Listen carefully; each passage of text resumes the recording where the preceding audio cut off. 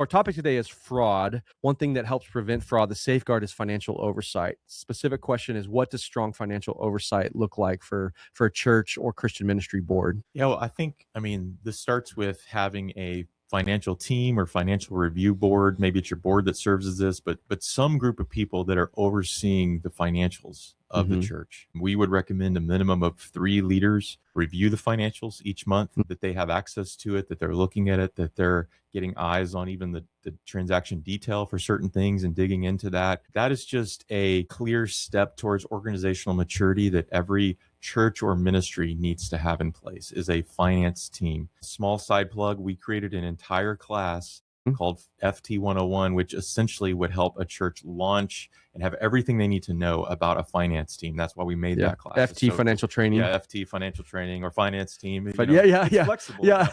FT 101, so that they could train a finance team. If you took a finance team through that, they would have they'd have 90% of everything they need to know to run a successful finance team. So that is just a non-negotiable. If I was a donor giving to an organization, whether it's a church or ministry, I would want to ask before I gave money, do they have a finance team in place? Do they have more than one person, preferably 2 people, looking over the financials? Those are some really healthy questions. Those are some things for you as a church to have in place. What else would you add to that? Yeah, no, I think that great principle of, if just 3 leaders reviewing the monthly financials is a good best practice, I think. And with that, what we're not saying is you have to have 3 CPAs or accounting experts, 3 people with financial acumen that can pay attention and know good questions to ask. We have tools to help with that, with our financial dashboards, with the way we generate reports. So, but if you have 3 leaders reviewing monthly financial reports is a good safeguard. We touched on this before around offering, but have your bank reconciliations done by someone other than the person recording the transactions. So just a good practice, whether that's someone on staff or an outsourced bookkeeping firm, that's a good practice, that you've got visibility into your bank reconciliation. Someone independent is doing the bank reconciliation. Someone independent is reviewing the reconciliations, because ultimately a pastor ministry leader can't say, oh, that's my bookkeeper, that's my staff member's job. Governance, financial accountability, fraud safeguards is the governing job of the leaders of the organization. That's you put that mantle on your shoulders when you say, I want to be a leader of an organization. That fraud, the top leadership is responsible that fraud isn't happening in their organization. So if we work down from there, what do we have in place, need to have in place, that doesn't happen? So bank recs, you don't always have to have this, but a good practice that I was just touching on, outside accounting partner, have a set of trained eyes. ChurchBiz, we know what to look for on bank recs. We know what to look for in your books that looks unreasonable, out of line, and we can ask the question. So having outside group that understands church and ministry nonprofit accounting is a good safeguard to have in place if you're able to do that. Written policies, we've talked about that, but again, to reiterate, you want to have a written policy that's fair and consistent for your organization around spending authority, signature requirements, reimbursement process, and offering handling. One of the things in our notes there we hadn't specifically touched on is signature requirements. It's a good practice to have 2 people sign off on every expense if you can. Certainly 1, maybe if it's you need to set the threshold of, okay, this person can sign off on every purchase and it's above $1,000 or $5,000 or $10,000. Those should be in your governing documents. When it hits a certain threshold of materiality, you got to have 2 people sign off on that. So that you may still be signing physical checks, but signature also is approving it in bill, spend, and expense. Approving it like a digital signature there is more prominent, but 2 approvals and sign-offs on expenses. Yeah, that brings up another one of our tools we use. The other side of bill, not the card spend and expense, but the accounts payable side. Actually, bill will create checks and either make a physical check payment or an ACH payment. And in that, there's an approval workflow that each church can set up where you don't have to go up to the church and sign the check. You can see the expense. It'll come into your email. And if you're an approver, you can, look at it, look at all the details, sign off right there from your email. So again, it's another technology tool that makes it really, no one has an excuse to not have some of these policies in place. Even if you're a small team, technology has made it to where this can be done, and it's pretty simple and straightforward. Yeah. Couple things I would touch on this, and we'll move to the last question. Strong financial oversight. What greatly aids strong financial oversight is easy to understand financials. So if you're in a church or ministry that has so many funds, different funds and complex reporting that's hindering your ability to have a clear financial picture and make clear financial decisions, that's a problem. If you have 70 different funds you allow people to give to and say, here's where the money's going and here's what you can spend across all these different things, that opens yourself up to fraud. If you're not on top of that and understand, and there's a genuine purpose for why you exist as an exempt organization. So the simpler, the better. The simpler and more straightforward and clear financial reporting is another safeguard against fraud. So you have a clear and accurate picture of what's happening and can make decisions based off of that. Yeah. What helps in that, again, is written policies, 1 to 2 page documents across your spend policy, your reimbursement policy, your payroll policies, and your financial reporting, your finance team charter, so to speak. We can help with that, help put together these simple safeguards in place. So we'll jump into our final question here. This is one I love because of what we do, and I'm going to shamelessly plug it, but the question is important. Where can ministry leaders go to get basic training in church finance? Yeah. Well, I mean, and that's really the heart behind why we've launched the hub and the different things we're doing on the hub. On our hub, by the way, ChurchBiz Hub, we have, and I'll link that in this for those who aren't on the hub. Actually, if you're watching this, you're probably already on the hub, but some people might not be.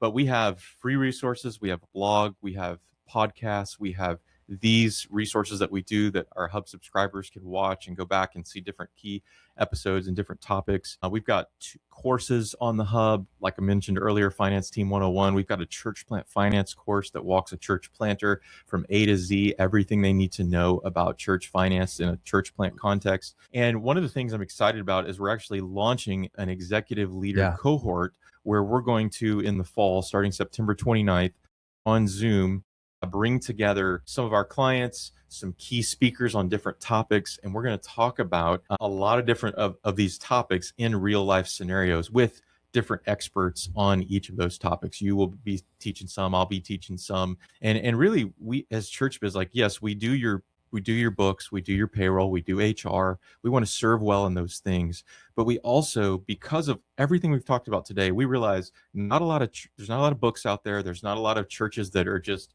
pastors that are raring to do a financial processes training. So we've developed all of this because we want to equip churches for God-honoring stewardship. Yes. And so all of this is not just, hey, we want to have some fun podcasts or resources out there. It's because we think these things are incredibly important and we want to equip them. And so talk a little bit more about the executive leader cohort. That's kind of the newest thing that we're launching. And then I'll remind us about the other resources. But what are some of your thoughts on that? I'm really excited about the executive leader cohort. And at a big picture level, what we are doing is attempting to practice what we preach by stewarding well our company's dollars and proactively investing into multiple channels and multiple ways you can receive and consume this information that helps churches and ministries make good financial decisions and govern themselves well. That's the heart behind it and why we're putting the time and energy into this. So you can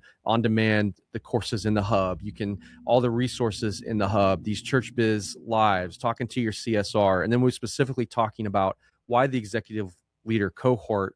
There's something that just happens when we're able to interact together. The best way to learn information is by interacting with it together. So being in the same place at the same time, hearing from experts and key ministry leaders on these topics. I don't have the list in front of me, but I know we're going to talk about 2 weeks on budgeting. We're going to talk about handling or leading an organization through growth phases. We're going to talk about how do you manage conflict within your staff team. We're going to talk about best financial practices. So many key, there's other things in there in this 8 weeks that we're going to commit to 8 times getting together for an hour, 15 minutes or hour and a half or so on Tuesday afternoon in the fall, and really commit ourselves to stewarding our organizations well through that executive leader cohort. So I'm really excited about the individuals who said they're going to come in and teach those weeks. And I'm excited for those who've expressed interest or already signed up. And I think it's going to be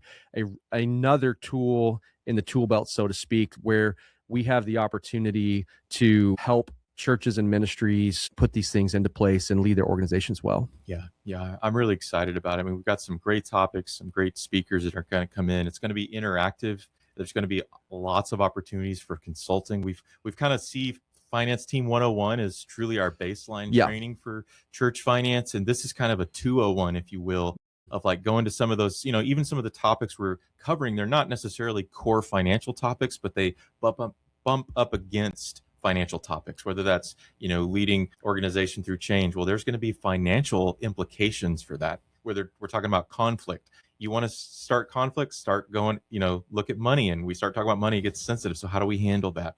We're going to look at budgeting, but not just crunching the numbers, but also how do you connect your vision with your budget, and how do you cast that and share that story? And so I'm really excited to share information, to have different practitioners get together. It'll be a Zoom call. It'll be recorded. There'll be 8 sessions. We're going to charge $500 for the whole cohort, and we think that's well worth it for the knowledge and relationships you're going to get in that. And I'm excited to launch it. In fact, today you can already go and register for it. Registration is live. If you're a current ChurchBiz client, you can just tell us you're an existing client. We'll add it to your invoice. And so if you're not, you can pay through our payment site. But I think it's going to be a great tool. And it's really not just for executive pastors, although that's a great person. We called it executive leaders because it might be that there's a church finance leader who really functions in a smaller context as an executive leader in that church. It might be that there is a church planter that's like, I'm having to do everything, so I need to come to this so I can figure it out. Maybe one day I'll hand it off, but I need this knowledge right now. Maybe is an executive pastor who's saying, hey, I want to be challenged. I want to learn from some others who are doing this. There's a lot of different people that this cohort could benefit. So we're excited to launch it. And I'm glad you touched on that, because I was going to mention that as well. Because even the topics of, we're going to have a whole week to HR. I hadn't mentioned that. Melissa Steffen's going to do HR. That's incredibly valuable. Yeah. I believe we'll have it's something along the lines of like setting up dashboards and key financial metrics for those who aren't great at reading financials. So if you're a lead pastor, an executive pastor, and you don't have a strong financial acumen, this cohort will help you. If you're a church or ministry HR professional, it'll help you. If you're working in a back office, leading a finance team, all those that you mentioned. So that's a great tool. We're spending time on it because we believe in it. We're excited about it and want you to be aware of that resource. So again, the things that we are investing in to help is the hub, which if you're a ChurchBiz client, you can get unlimited seats for $20 a month, all our resources, including the courses. You can buy the courses standalone, FT 101, church plant finance course, I think are $90-something, around $100 on that. Yeah. And then we've got the cohort, will be $500 for 8 weeks. We're packing a lot into those 8 weeks, and we get to do it together and interact. So really excited about that. We are, we're right on time. Doing good. This has been a lot of fun to do one with you. Yeah, it's great. Anything to be on. Anything before we close out this ChurchBiz Live? No, I just, I hope that people will take serious, church fraud and ultimately connect it back to it's God's church and we want to protect it. And even though nobody's waking up in the morning getting excited, well, maybe there's a few weirdos. Oh gosh. Get excited. We don't mean weirdo if you're about, but like policies and procedures. No, but nobody's, But those things are so important to put in place. And so I'm just plead with people, like, take the time to put those things in place to protect the really beautiful work that God's doing through so many ministries and churches that we serve and that are listening to this. Good word, man. Yeah. I love getting to do this work with you and those listening with you and for you. It's part of our ChurchBiz world. I really do love it and glad to do ChurchBiz Live episode 4. We'll wrap it up. I'm going to go watch some baseball, my Longhorns play some baseball, and we'll see you guys next month on the next ChurchBiz Live.